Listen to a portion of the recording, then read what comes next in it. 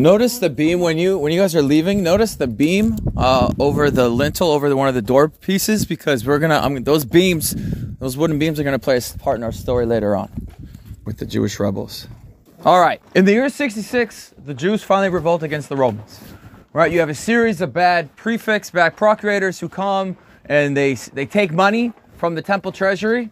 Right, and then when the people come and complain that this is money that's that's not supposed to be for it's supposed to be for the upkeep of the temple, right? The Roman procurators just kill anybody who's complaining and anybody that happens to be standing next to them in the marketplace as well. Now, it begins rather well for the Jews, right? The Roman general or governor of Syria, who's the immediate boss in this area, he sends the 12th Legion to deal with this. With these upstart rebels. The Jews meet them in a place in between Jerusalem and Tel Aviv, in a place called Beit Horon, in a place where you have very, very serious cliffs, right? And they ambush the Roman army when they're coming up these large mountains there. And they completely destroy the 12th Legion. Like, it loses its standards, which is a huge deal for the Romans when a Roman legion loses its standard, right? And so this is becoming a very serious problem, right, for Nero, right, the Roman emperor.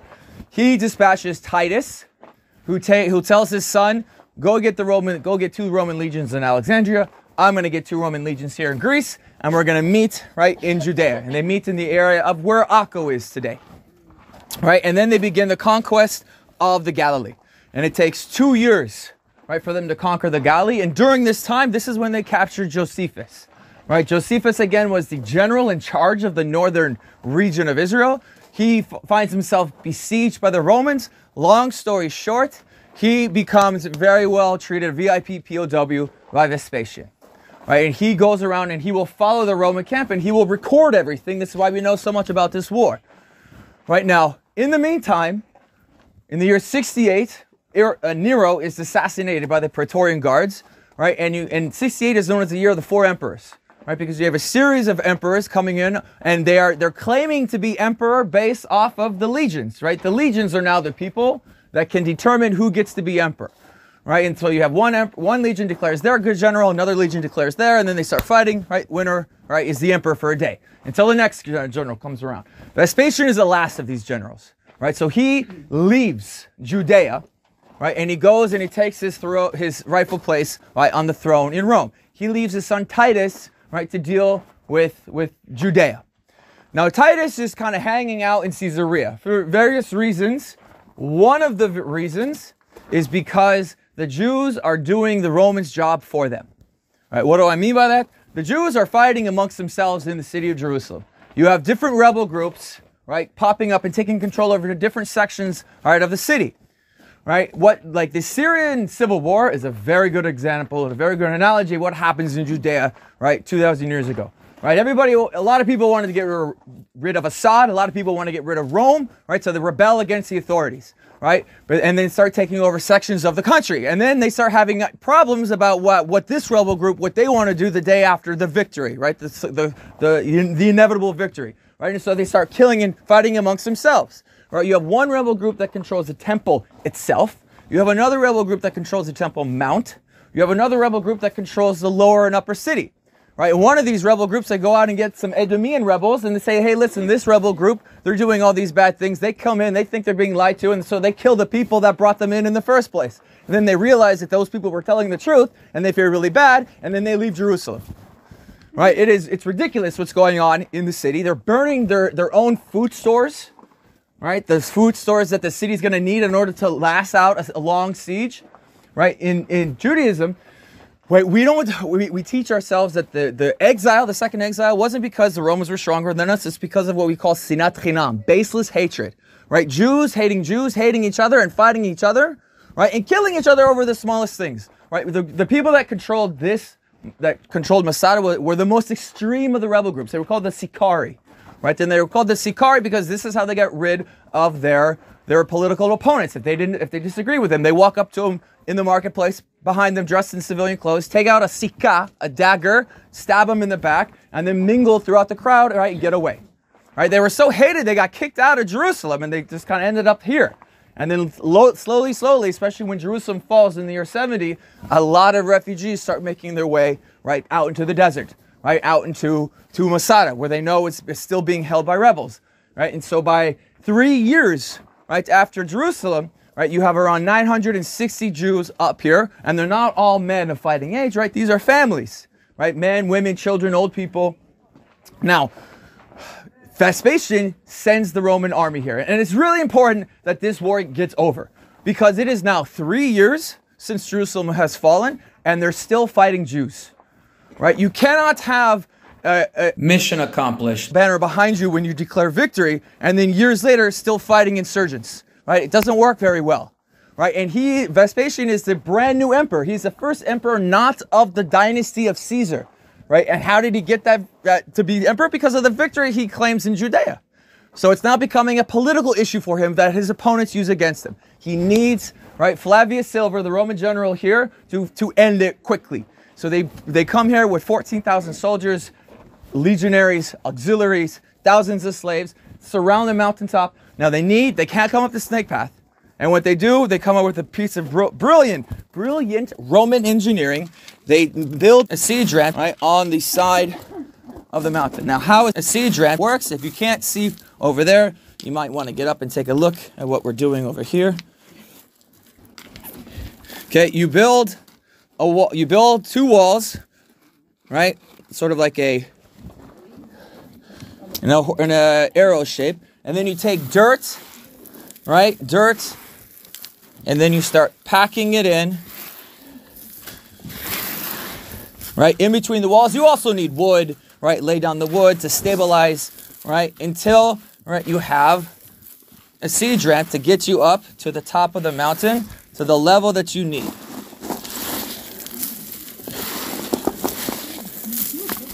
Okay? Now, you don't even need to build the siege ramp all the way up to the top, right? Because they're building a siege tower, right? With a huge battering ram, a 90-foot tall siege tower with a huge battering ram that will start knocking the stone walls. Now, when they start knocking at the stone walls, the Jews see what's going on, and they have a very clever idea. They go to the palaces, right? And they take these large wooden beams, all right, and they make a second wall behind the stone wall that the Romans are breaking through. Okay, but it's not like a two-dimensional wall. Think of it like a three-dimensional box. And they start filling, right, this three-dimensional box with dirt and debris.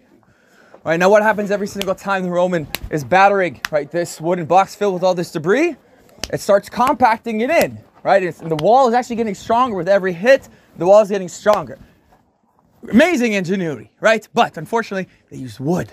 What do you do with wood if you want to get rid of it?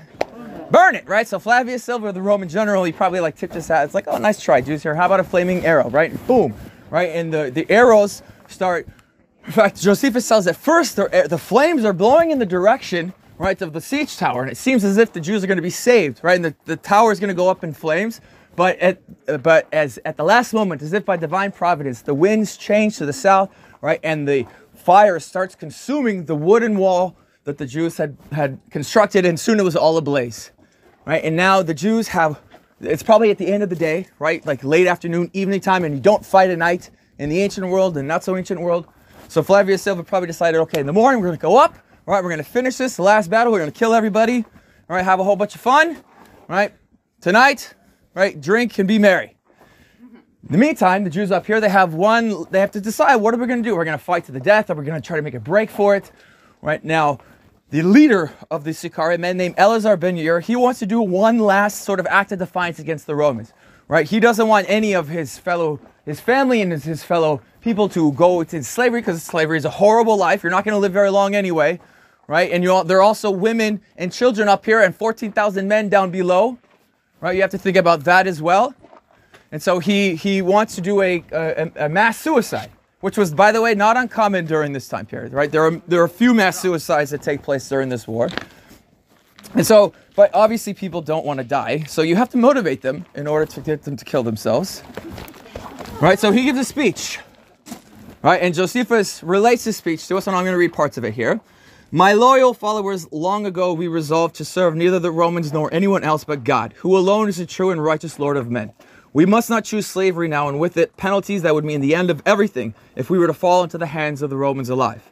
For we were the first of all to revolt and shall be the last to break off the struggle. And I think it is God who has given us this privilege that we can die nobly and as free men.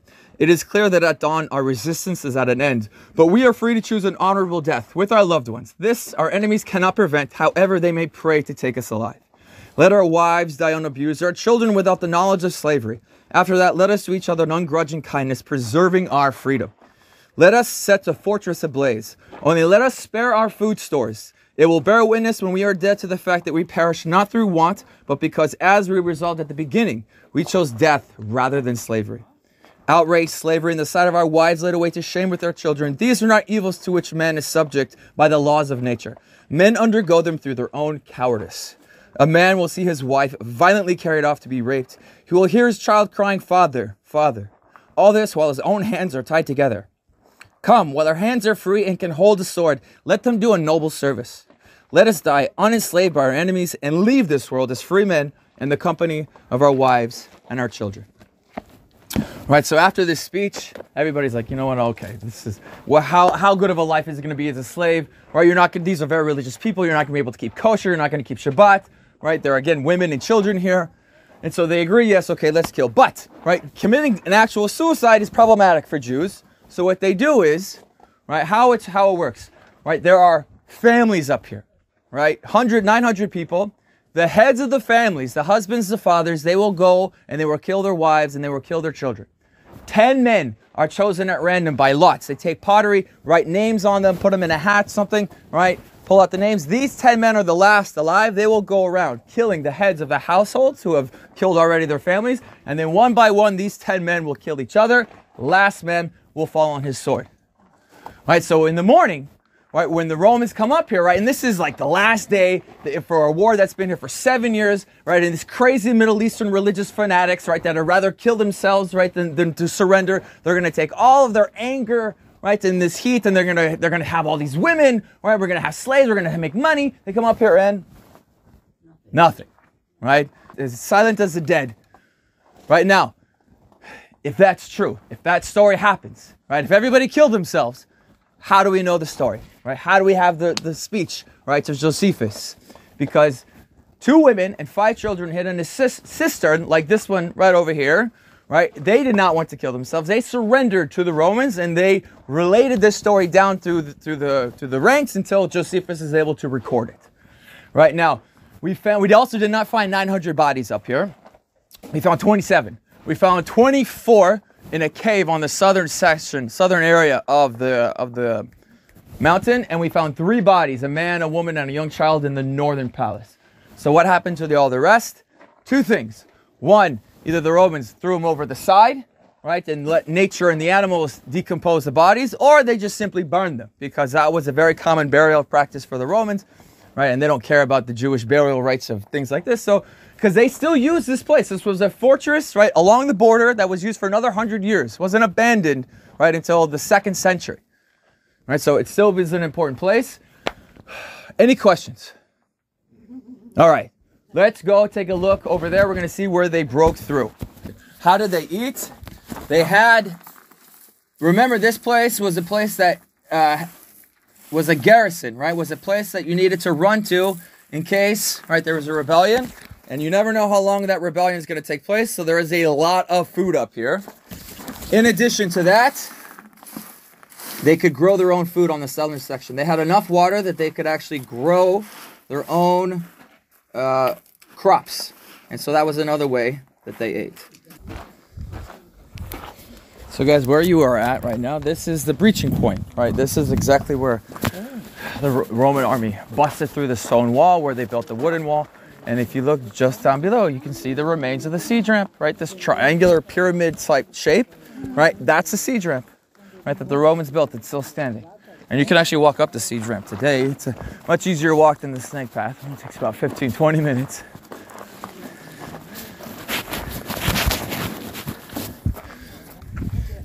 What we see over here are dovecotes, right? This is a columbarium. that was used for pigeon farming. Yeah, pigeon farm. They would use the pigeons for three main purposes. They would use them for food. They could use them for sacrifice, right? The Roman soldiers could use pigeons for sacrifice.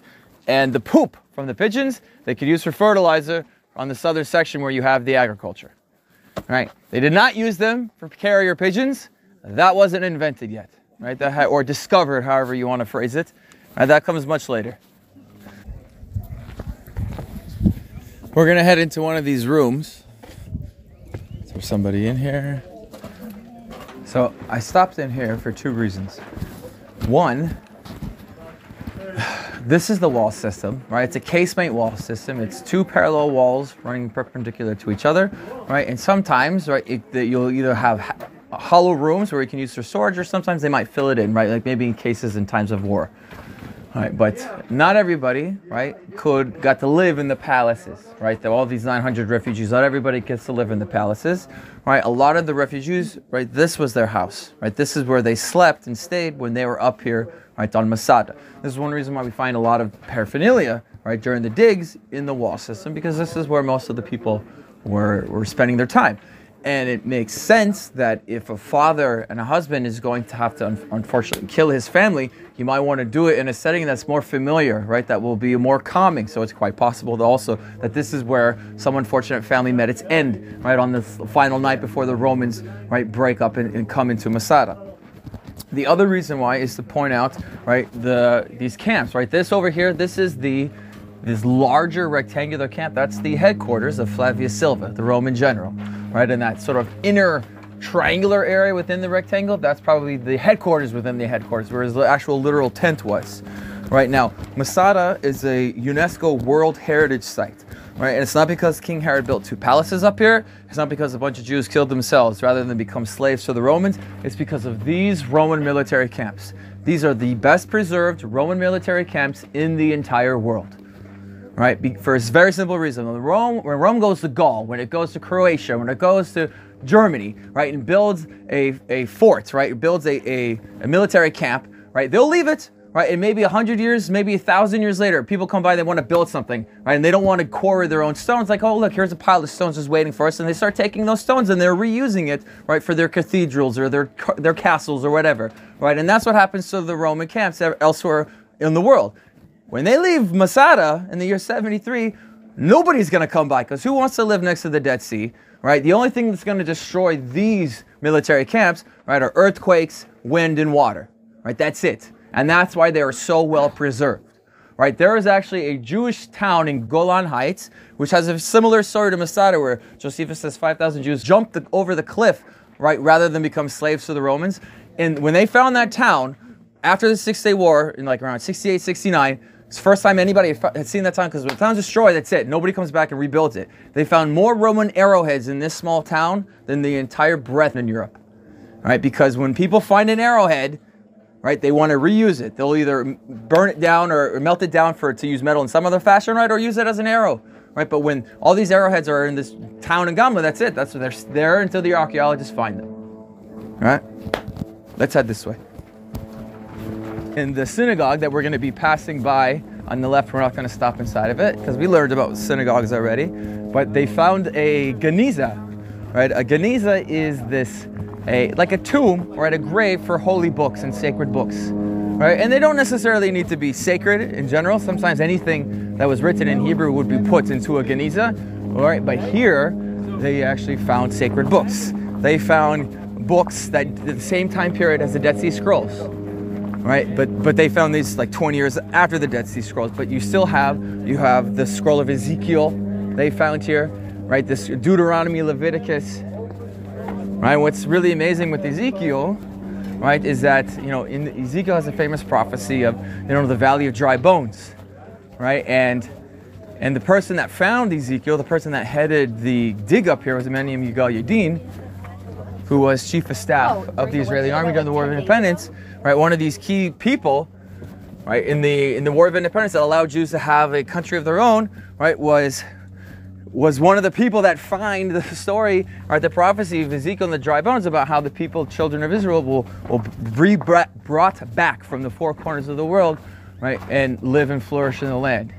So it's very poetic, some of the things that happen up on Masada.